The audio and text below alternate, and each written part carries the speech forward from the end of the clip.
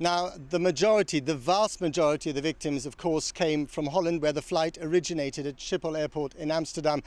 Let's go to our correspondent, Jonathan Rugman, who's there. Jonathan, I said earlier that the Dutch Prime Minister has been extremely angry about the way that the crash site and indeed the victims have been handled. Tell us a bit more about that.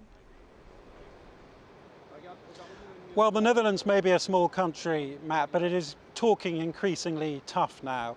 The Prime Minister, Mark Rutte, spoke to David Cameron today and told him that a tougher line needed to be taken with Russia in this crisis. He also spoke to Vladimir Putin and said that Russia had to take responsibility for its role in what had happened here. The Dutch police have started turning up at the homes of some of the 192 Dutch people who perished, and they have come to collect DNA samples or dental records so that they can match those with whatever is recovered from the crash site should it be accessed. And I spoke to one family which received a visit from the police this afternoon, the de Kuijer family in the town of Breda, which is mourning the loss of 32-year-old Pim. He was an AIDS campaigner. He was travelling to Australia. The family want to go to the crash site, but they can't, as you well know. What they do know, though, is that Pim died doing what he loved doing most. Pim de Kuijer was 32 and he loved travelling, from Sierra Leone to the Great Wall of China. As it turned out, this was the last photo taken by his father in the garden the day before he died. This is the picture that we never expected to basically leave this household, but showed up on the national television yesterday here in the Netherlands. In the family home, less than 48 hours after the crash, a study in family courage. Pim's mother, father and brother celebrating his life despite a surplus of tears and a deficit of sleep. So many people who lost their children. Yeah.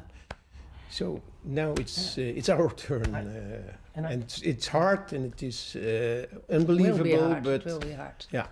Yeah, now everything is a roller coaster, but it will be hard. And I think in the mixture of emotions that we have, and over the last 48 hours after this happened, anger wasn't particularly one of them. No. Because first of all, it doesn't solve anything. It doesn't bring back our brother and son. This was Pim at a liberal youth conference in Turkey 2 years ago. And he was remembered this morning with a minute's silence in Melbourne, as one of several AIDS experts and campaigners who never arrived. He was also an election observer, from Egypt this year to Russia and to Ukraine, where his life ended. There he started, to help the people, and he didn't know that there was the place where he should end at last.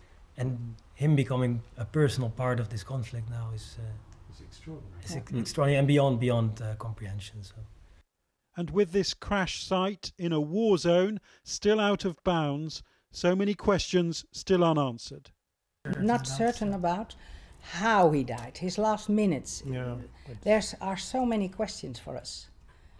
When a family, what's left of him? Yeah. Is there nothing? Is there a bit? It's terrible. We can imagine. When I see the pictures on the television, that's the hardest thing. Would you ever consider going to the crash site? Immediately. I wanted to be there where my son was, but it is not possible. No. As for the last words from a mother to her son, well, they were delivered by text just before he boarded the plane. Only say, I love him, kisses. And then he texted back, love you too, kisses. And that was it, the last. Jonathan Rugman, Channel 4 News, the Netherlands.